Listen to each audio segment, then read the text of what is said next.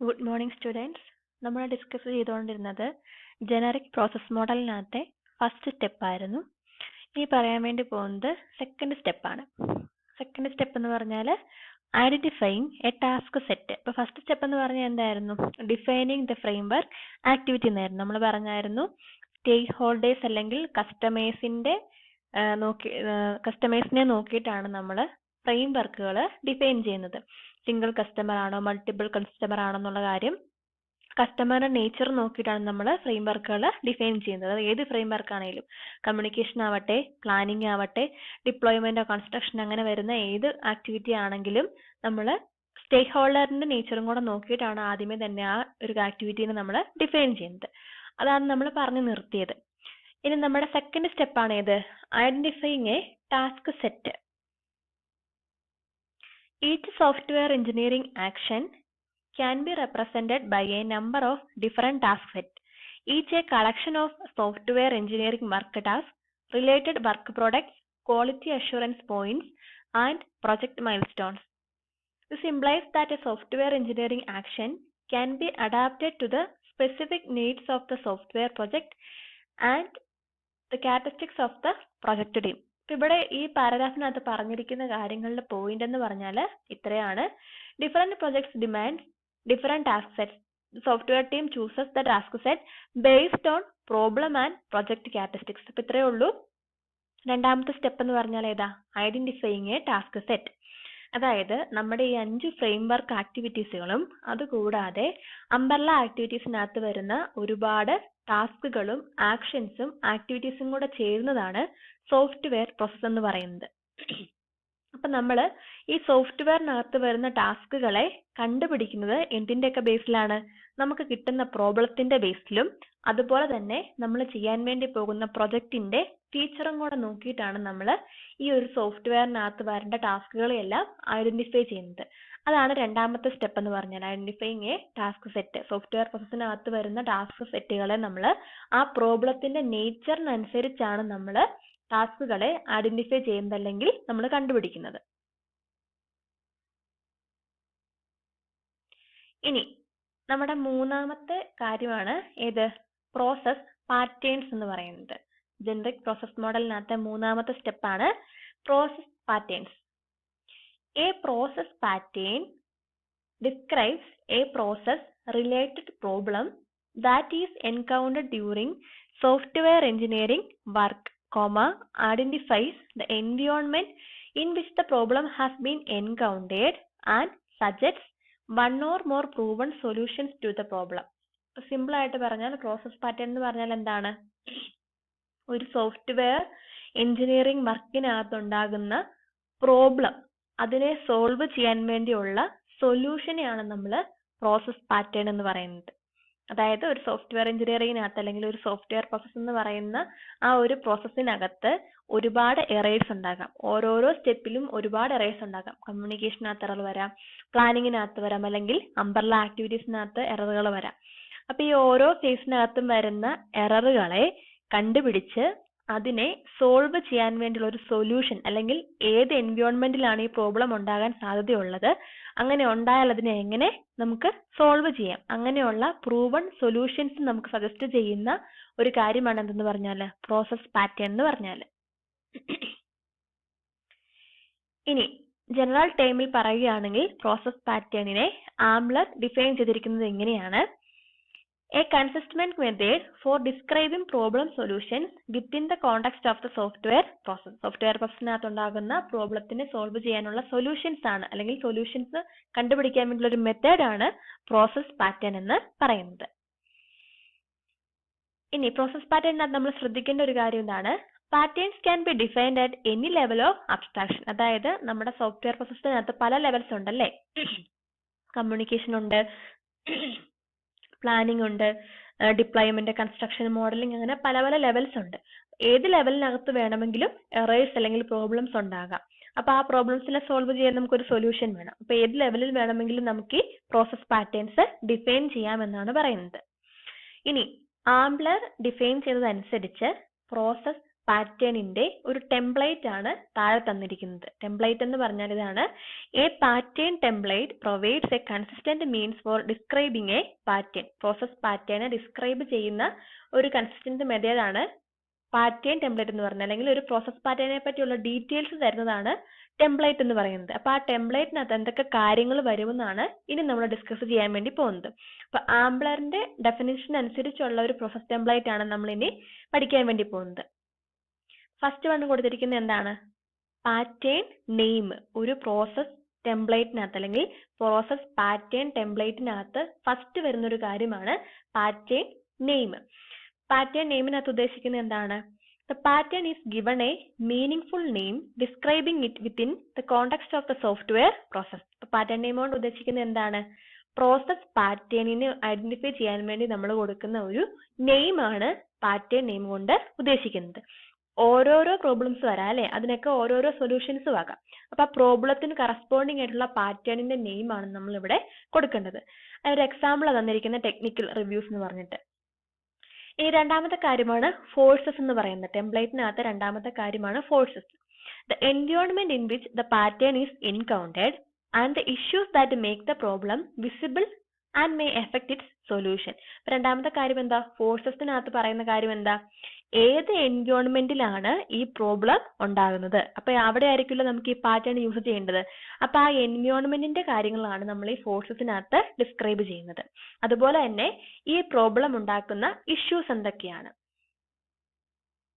ഇനി അടുത്തതാണ് ടൈപ്പ് എന്ന് പറയുന്നത്.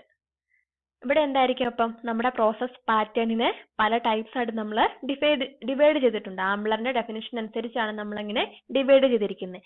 മെയിൻ ആയിട്ടും 3 ടൈപ്സ് ആയിട്ടാണ് നമ്മൾ ഒരു പ്രോസസ് പാറ്റേൺ ടെംപ്ലേറ്റിനെ അല്ലെങ്കിൽ പ്രോസസ് പാറ്റേണെ ഡിവൈഡ് ചെയ്തിരിക്കുന്നത്. അപ്പൊ ഈ ടെംപ്ലേറ്റിനകത്ത് ഏത് ടൈപ്പിലുള്ള പ്രോസസ് പാറ്റേൺ ആണെന്നുള്ള കാര്യം കൂടെ നമ്മൾ സ്പെസിഫൈ ചെയ്യണം. 3 ക്ലാസിഫിക്കേഷൻസ് ഇതൊക്കെയാണ്: stage pattern, task pattern, phase pattern. First one ആണ് സ്റ്റേജ് പാറ്റേൺ എന്ന് പറയുന്നത്. Defines a problem associated with a framework activity for the process. Stage pattern എന്ന് പറയുന്ന പാറ്റേൺ എവിടെ യൂസ് ചെയ്യുന്നതാണ്? ഏതെങ്കിലും ഒരു ഫ്രെയിംവർക്ക് ആക്ടിവിറ്റിയുമായിട്ട് അസോസിയേറ്റ് ചെയ്ത് വരുന്ന പ്രോബ്ലം ആണെങ്കിൽ നമ്മൾ അതിനെ സ്റ്റേജ് പാറ്റേൺ എന്നാണ് പറയുന്നത്. ഇപ്പൊ കമ്മ്യൂണിക്കേഷനകത്ത് മാത്രം വരുന്ന ഒരു പ്രോബ്ലം ആണെങ്കിൽ, അല്ലെങ്കിൽ പ്ലാനിങ്ങിനകത്ത് മാത്രം വരുന്ന ഒരു പ്രോബ്ലം ആണെങ്കിൽ, അല്ലെങ്കിൽ ഡിപ്ലോയ്മെന്റിനകത്ത് മാത്രം വരുന്ന ഒരു പ്രോബ്ലം ആണെങ്കിൽ, അങ്ങനെ ഏതെങ്കിലും ഒരു ഫ്രെയിംവർക്ക് ആക്ടിവിറ്റിക്കകത്ത് വരുന്ന ഒരു എറർ ആണെങ്കിൽ, അതൊരു പ്രോബ്ലം ആണെങ്കിൽ അതിനെയാണ് നമ്മൾ സ്റ്റേജ് പാറ്റേൺ എന്ന് പറയുന്നത്. അപ്പൊ ഇവിടെ എക്സാമ്പിൾസ് ഒക്കെ പറഞ്ഞിട്ടുണ്ട്, അത് നിങ്ങൾ നോക്കാം. ഇനി രണ്ടാമത്തെ ക്ലാസിഫിക്കേഷൻ അല്ലെങ്കിൽ രണ്ടാമത്തെ ടൈപ്പ് ആണ് ഏത്? ടാസ്ക് പാറ്റേൺ എന്ന് പറയുന്നത്. Defines a problem associated with a software engineering action or work task and relevant to successful software engineering practice. അപ്പൊ രണ്ടാമത്തെ ടാസ്ക് പാറ്റേൺ എന്ന് പറഞ്ഞതായിരിക്കും നമ്മുടെ സോഫ്റ്റ്വെയർ പ്രോസസ്സിനകത്ത് ഒരുപാട് ടാസ്കുകളും ആക്ഷൻസും ആക്ടിവിറ്റീസും വരുന്നുണ്ട്. അപ്പൊ അതിനകത്ത് ഉണ്ടാവുന്ന പ്രോബ്ലം ആണ് നമ്മൾ ടാസ്ക് പാറ്റേൺ എന്ന് പറഞ്ഞ് ക്ലാസിഫൈ ചെയ്ത് വെച്ചിരിക്കുന്നത്. ഇനി മൂന്നാമത്തതാണ് ഫേസ് പാറ്റേൺ എന്ന് പറയുന്നത്. Define the sequence of framework activities that occurs within the process even when overall flow of activities is iterative in nature. അപ്പൊ ഇതെന്ന് പറഞ്ഞാൽ എന്താണ്? ആ ഫ്രെയിംവർക്ക് എൻറ്റയർ ആയിട്ടുള്ള ഫ്രെയിംവർക്ക് ആക്ടിവിറ്റീസിനകത്ത് തന്നെ വരാൻ സാധ്യതയുള്ള പ്രോബ്ലംസിനെയാണ് നമ്മൾ ഫേസ് പാറ്റേൺ എന്ന് പറഞ്ഞ് ഡിഫൈൻ ചെയ്ത് വെച്ചിരിക്കുന്നത്. ആക്ടിവിറ്റീസ് ഏതൊക്കെ വരാം? കമ്മ്യൂണിക്കേഷൻ തൊട്ട് ഡിപ്ലോയ്മെന്റ് വരെയുള്ള ആക്ടിവിറ്റീസിനകത്ത് എറേഴ്സ് നമുക്ക് റിപ്പീറ്റ് ആയിട്ട് വരാൻ സാധ്യതയുണ്ട്. അങ്ങനെയുള്ള എറേഴ്സ് ആണ് ഫേസ് പാറ്റേൺ. സ്റ്റേജ് പാറ്റേണും ഫേസ് പാറ്റേണും മാറിപ്പോകരുത്. സ്റ്റേജ് പാറ്റേൺ ആണെങ്കിൽ ഒരു സിംഗിൾ ഫ്രെയിംവർക്ക് ആക്ടിവിറ്റിക്കകത്ത് വരുന്ന പ്രോബ്ലം ആണ്. ഫേസ് പാറ്റേൺ ആണെങ്കിലോ ആ എൻറ്റയർ ഫ്രെയിംവർക്ക് ആക്ടിവിറ്റീസിനകത്ത് ഒക്കർ ചെയ്യുന്ന പ്രോബ്ലം ആണ്. അപ്പൊ ഇത്രയാണ് മെയിൻ ആയിട്ടും ആംബ്ലറിന്റെ ഡെഫിനിഷൻ അനുസരിച്ച് നമ്മുടെ പ്രോസസ് പാറ്റേണിനെ ക്ലാസിഫൈ ചെയ്തിരിക്കുന്നത്. ഇനി നമ്മുടെ ജനറൽ പ്രോസസ് മോഡലിനകത്തെ അടുത്ത ഒരു സെക്ഷൻ ആണ് ഇത് ഇനിഷ്യൽ കോണ്ടെക്സ്റ്റ് എന്ന് പറയുന്നത്. അതായത് നമ്മുടെ പ്രോസസ് ടെംപ്ലേറ്റിനകത്ത് വരുന്ന അടുത്ത കാര്യമാണ് ഇനിഷ്യൽ കോണ്ടെക്സ്റ്റ് എന്ന് പറയുന്നത്. Describe the conditions under which the pattern applies prior to the initiation of the pattern. അപ്പൊ ഇവിടെ എന്താണ്? എപ്പോഴാണ് നമ്മൾ ഈ പാറ്റേൺ അപ്ലൈ ചെയ്യേണ്ടത്, അല്ലെങ്കിൽ എന്തൊക്കെ കണ്ടീഷൻസ് നോക്കിയിട്ടാവണം ഈ പാറ്റേണിനെ നമ്മൾ അപ്ലൈ ചെയ്യേണ്ടത്. സ്റ്റേജ് പാറ്റേൺ ആകാം, അല്ലെങ്കിൽ ഫേസ് പാറ്റേൺ ആകാം, ഏത് പ്രോസസ് പാറ്റേൺ വേണമെങ്കിലും ആകാം. അപ്പൊ പാറ്റേൺ നമുക്ക് അപ്ലൈ ചെയ്യണമെങ്കിൽ, ഒരു പ്രോബ്ലം ഉണ്ടായാൽ നമ്മൾ ഈ പ്രോസസ് പാറ്റേൺ ഫോളോ ചെയ്യണമെങ്കിൽ കുറച്ച് കണ്ടീഷൻസ് ഫോളോ ചെയ്യണം. അതെന്തൊക്കെയാണെന്നുള്ള കാര്യമാണ് ഇവിടെ തന്നിരിക്കുന്നത്. അപ്പൊ എന്തൊക്കെ കാര്യങ്ങൾ വരാം? What organisation or team related activities have already ഒക്വേർഡ്. ഇപ്പൊ ഈ ഓർഗനൈസേഷനുമായിട്ട് നേരത്തെ എന്തെങ്കിലും ആക്ടിവിറ്റീസ് ഒക്വർ ചെയ്തിട്ടുണ്ടോ? ഇനി അല്ലെങ്കിലോ പ്രോസസ്സിന്റെ എൻട്രി സ്റ്റേറ്റ് എന്താണ്? അല്ലെങ്കിൽ what software engineering information or project information already exist. Software engineering information അല്ലെങ്കിൽ പ്രൊജക്റ്റുമായിട്ട് ബന്ധപ്പെട്ട ഇൻഫർമേഷൻസ് ഓൾറെഡി ഉള്ളത് എന്തൊക്കെയാണ്? ഇങ്ങനെയൊക്കെയുള്ള കണ്ടീഷൻസ് ചെക്ക് ചെയ്തതിന് ശേഷമായിരിക്കും നമ്മൾ ഈ പ്രോസസ് പാറ്റേണിനെ അപ്ലൈ ചെയ്യുന്നത്, ആ പ്രോബ്ലം സോൾവ് ചെയ്യാൻ വേണ്ടിയിട്ട്.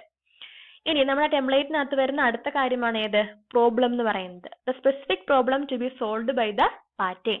നമ്മുടെ ആ പാറ്റേൺ, പ്രോസസ് പാറ്റേൺ യൂസ് ചെയ്തുകൊണ്ട് നമ്മൾ സോൾവ് ചെയ്യാൻ ഉദ്ദേശിക്കുന്ന പ്രോബ്ലം എന്താണോ അതിനെപ്പറ്റിയുള്ള ഡീറ്റെയിൽസ് ആണ് നമ്മൾ ഈ പ്രോബ്ലം എന്ന് പറയുന്ന സെക്ഷനകത്ത് കൊടുക്കുന്നത്. ഇനി അടുത്ത സെക്ഷനാണ് ടെംപ്ലേറ്റിനകത്ത് അടുത്ത സെക്ഷനാണ് സൊല്യൂഷൻ എന്ന് പറയുന്നത്. Describes how to implement the pattern successfully. നമ്മുടെ പ്രോസസ് പാറ്റേൺ യൂസ് ചെയ്യുന്ന എന്തിനു വേണ്ടിയാണെന്നാ പറഞ്ഞേ? സോഫ്റ്റ്വെയർ പ്രോസസ്സിനകത്ത് ഉണ്ടാകുന്ന പ്രോബ്ലത്തിന് സോൾവ് ചെയ്യാൻ വേണ്ടിയുള്ള സൊല്യൂഷൻ ആണ് ഈ പ്രോസസ് പാറ്റേൺ എന്ന് പറയുന്നത്. അപ്പൊ അതിന്റെ ടെംപ്ലേറ്റ് ആണ് നമ്മൾ എക്സ്പ്ലെയിൻ ചെയ്തുകൊണ്ടിരിക്കുന്നത്. അപ്പൊ ആ ടെംപ്ലേറ്റിനകത്ത് സൊല്യൂഷൻ കൊണ്ട് ഉദ്ദേശിക്കുന്നത് എന്താണ്? ഈ പ്രോബ്ലത്തിനെ നമ്മൾ എങ്ങനെയാണ് സോൾവ് ചെയ്യാൻ വേണ്ടി ഉദ്ദേശിക്കുന്നത്, അതിന്റെ ഇംപ്ലിമെന്റേഷൻ എങ്ങനെയാണെന്നുള്ള കാര്യമാണ് ഇവിടെ എക്സ്പ്ലെയിൻ ചെയ്യുന്നത്. ഇനി അടുത്തതാണ് റിസൾട്ടിംഗ് കോണ്ടെക്സ്റ്റ് എന്ന് പറയുന്നത്. Describes condition that will result once the pattern has been successfully implemented. നമ്മൾ പ്രോസസ് പാറ്റേണിനകത്ത് സൊല്യൂഷൻ കണ്ടുപിടിച്ച് വെച്ചിട്ടുണ്ട് എങ്ങനെ ഇംപ്ലിമെന്റ് ചെയ്യുന്നുള്ള കാര്യം. അപ്പൊ അത് ഇംപ്ലിമെന്റ് ചെയ്തതിന് ശേഷം നമുക്ക് കിട്ടുന്ന റിസൾട്ട് എന്താണോ അതാണ് ഇവിടെ നമ്മൾ ഡിസ്ക്രൈബ് ചെയ്യുന്നത്. നമ്മുടെ പ്രൊജക്റ്റിനകത്ത് അല്ലെങ്കിൽ നമ്മുടെ സോഫ്റ്റ്വെയറിനകത്ത് നമ്മൾ ആ പ്രോസസ് പാറ്റേൺ അപ്ലൈ ചെയ്ത് നമ്മുടെ പ്രോബ്ലം നമ്മൾ സോൾവ് ചെയ്തെങ്കിൽ ആ ഒരു സ്റ്റേറ്റ് കാണിക്കാൻ വേണ്ടിയാണ് നമ്മൾ റിസൾട്ടിംഗ് കോണ്ടെക്സ്റ്റ് യൂസ് ചെയ്യുന്നത്. അപ്പൊ ഇവിടെ നമ്മളെ പ്രോസസ്സിന്റെ എക്സിറ്റ് സ്റ്റേറ്റ് ആയിരിക്കും നമ്മളിവിടെ ഡിസ്കസ് ചെയ്യുന്നത്. അതുപോലെ തന്നെ സോഫ്റ്റ്വെയർ എഞ്ചിനീയറിംഗിനെ പറ്റിയുള്ള അല്ലെങ്കിൽ പ്രൊജക്ടിനെ പറ്റിയുള്ള ഇൻഫർമേഷൻസും കൂടെ ഒക്കെ നോക്കിയിട്ടായിരിക്കും ഇവിടെ നമ്മൾ ആ റിസൾട്ടിംഗ് കോണ്ടെക്സ്റ്റിനകത്ത് കാണിക്കുന്നത്. ഇനി അടുത്തതാണ് റിലേറ്റഡ് പാറ്റേൺസ് എന്ന് പറയുന്നത്. നമ്മുടെ ടെംപ്ലേറ്റിനകത്തെ ഒരു അടുത്ത പാർട്ടാണ് റിലേറ്റഡ് പാറ്റേൺസ് എന്ന് പറയുന്നത്. Provide a list of all process patterns that are directly related to this one. This may be represented as a hierarchy or in some other diagrammatic form. ഇതെന്ന് പറഞ്ഞാൽ നമ്മൾ ഇപ്പം ഡിഫൈൻ ചെയ്ത് വെച്ചിരിക്കുന്ന ടെംപ്ലേറ്റിനകത്തെ പ്രോസസ് പാറ്റേണുമായിട്ട് ബന്ധപ്പെട്ട് വരാൻ സാധ്യതയുള്ള പാറ്റേൺസിന്റെ ഒരു പേരുകളാണ് ഇവിടെ നമ്മൾ ലിസ്റ്റ് ചെയ്യുന്നത്. നമ്മൾ ഓൾറെഡി ഇപ്പം കൊടുത്തിരിക്കുന്ന പ്രോബ്ലവുമായിട്ട് അസോസിയേറ്റ് ചെയ്ത് വരാൻ സാധ്യതയുള്ള മറ്റ് പാറ്റേൺസ് കാണുമല്ലോ, അതിന്റെ പേരാണ് നമ്മൾ ഇവിടെ ലിസ്റ്റ് ചെയ്യേണ്ടത്. ഇനി അടുത്തതാണ് non uses and examples. Indicate the specific instances in which the pattern is applicable. ഇനി നമ്മളിപ്പോൾ ഡിഫൈൻ ചെയ്ത് വെച്ചിരിക്കുന്ന ഈ പ്രോസസ് പാറ്റേൺസ് ഏതൊക്കെ ടൈപ്പിലുള്ള പ്രോബ്ലംസിന് നമുക്ക് യൂസ് ചെയ്യാൻ വേണ്ടി പറ്റും, നമുക്ക് ഫ്യൂച്ചറിൽ യൂസ് ചെയ്യണമെങ്കിൽ റീയൂസ് ചെയ്യണമെങ്കിൽ ഏതൊക്കെ ടൈപ്പിലുള്ള പ്രോബ്ലംസിനാണ് നമുക്ക് ഈ പ്രോസസ് പാറ്റേൺ അപ്ലൈ ചെയ്യാൻ പറ്റുന്നത് എന്നുള്ള കാര്യമാണ് നമ്മളിവിടെ നോൺ യൂസസ് ആൻഡ് എക്സാമ്പിൾസിനകത്ത് കൊടുക്കുന്നത്. ഇത്രയാണ് പ്രോസസ് പാറ്റേണിന്റെ ടെംപ്ലേറ്റ്സിനകത്ത് വരുന്ന കാര്യങ്ങൾ. ഇനി ഇവിടെ ഒരു എക്സാമ്പിളും കൊടുത്തിട്ടുണ്ട്, നോക്കിക്കേ. ഒരു പ്രോസസ് ടെംപ്ലേറ്റിന് എക്സാമ്പിൾ ആണ് ഇവിടെ കൊടുത്തിരിക്കുന്നത്. ആദ്യമേ പാറ്റേൺ നെയിം കൊടുത്തിരിക്കുന്നു, പിന്നെ ഇന്റന്റ് എന്തിനു വേണ്ടിയാണെന്നുള്ള കാര്യം കൊടുക്കുന്നു, ടൈപ്പ് ഏത് ടൈപ്പാണെന്നുള്ള, ആ 3 ടൈപ്പിനകത്ത് ഏത് ടൈപ്പാണെന്ന് കൊടുക്കുന്നു, ഇനിഷ്യൽ കോണ്ടെക്സ്റ്റിനകത്ത് എന്താ കൊടുക്കുന്നത്, നമ്മുടെ ആ പാറ്റേൺ അപ്ലൈ ചെയ്യാൻ വേണ്ടിയുള്ള കണ്ടീഷൻസ് എന്തൊക്കെയാണെന്നുള്ള കാര്യം നമ്മൾ ചെക്ക് ചെയ്യുന്നതാണ് കൊടുക്കുന്നത്. പിന്നെ പ്രോബ്ലത്തിനകത്ത് നമ്മൾ എന്താ കൊടുക്കുന്നത്, ഏത് പ്രോബ്ലത്തിന് വേണ്ടിയാണ് നമ്മൾ ഈ പാറ്റേൺ യൂസ് ചെയ്യുന്നുള്ള കാര്യം പ്രോബ്ലത്തിനെ പറ്റി നമ്മൾ എക്സ്പ്ലെയിൻ ചെയ്യുന്നു. പിന്നെ സൊല്യൂഷൻ എങ്ങനെയാണ് നമ്മുടെ ഇംപ്ലിമെന്റേഷൻ ഉള്ള കാര്യം നമ്മൾ എക്സ്പ്ലെയിൻ ചെയ്യുന്നു. പിന്നെ റിസൾട്ടിംഗ് കോണ്ടെക്സ്റ്റിനകത്ത് എന്താ നമ്മൾ ചെയ്യുന്നത്, നമ്മൾ ഈ പാറ്റേൺ അപ്ലൈ ചെയ്തതിന് ശേഷമുള്ള നമ്മുടെ ഒരു പ്രൊജക്ടിന്റെ അല്ലെങ്കിൽ നമ്മുടെ പ്രോസസ്സിന്റെ സ്റ്റേറ്റ് എന്താണോ അത് നമ്മൾ കാണിക്കുന്നു. പിന്നെ റിലേറ്റഡ് പാറ്റേൺസിനകത്തോ നമ്മളിപ്പം ഇവിടെ കൊടുത്തിരിക്കുന്ന പാറ്റേൺ നെയിമില്ലേ റിക്വയർമെന്റ് അൺക്ലിയർ എന്ന് പറയുന്നത്, അപ്പൊ ആ പാറ്റേണുമായിട്ട് ബന്ധപ്പെട്ട് വരുന്ന മറ്റ് റിലേറ്റഡ് പാറ്റേൺസിന്റെ പേരാണ് ഇവിടെ കൊടുക്കുന്നത്. അതായത് ആ പ്രോബ്ലത്തിന് സോൾവ് ചെയ്യാൻ പറ്റുന്ന മറ്റ് പാറ്റേൺസ്. പിന്നെ കൊടുത്തിരിക്കുന്നത് എന്താ, നോൺ യൂസസ് ആൻഡ് എക്സാമ്പിൾസ്. അതായത് ഏതൊക്കെ പ്രോബ്ലംസിൽ നമുക്ക് ഈ പാറ്റേൺസ് യൂസ് ചെയ്യാം എന്നുള്ള കാര്യം കൂടെ നമ്മൾ കൊടുക്കുന്നു. നമുക്ക് ഫ്യൂച്ചറിൽ ഈ പാറ്റേൺ റീയൂസ് ചെയ്യണമെങ്കിൽ ഈ ഒരു പ്രോബ്ലത്തിന് മാത്രമേ പറ്റുള്ളൂ അല്ലെങ്കിൽ വേറെ പ്രോബ്ലംസിനൊക്കെ പറ്റുമോ എന്നുള്ള കാര്യം കൂടെ നമ്മളിവിടെ മെൻഷൻ ചെയ്ത് കൊടുക്കുന്നു. അപ്പൊ ഇത്രയാണ് നമ്മുടെ ബേസിക് ആയിട്ട് വരുന്ന ജനറിക് പ്രോസസ് മോഡൽ എന്ന് പറയുന്ന ഒരു കൺസെപ്റ്റ് എന്ന് പറഞ്ഞാൽ.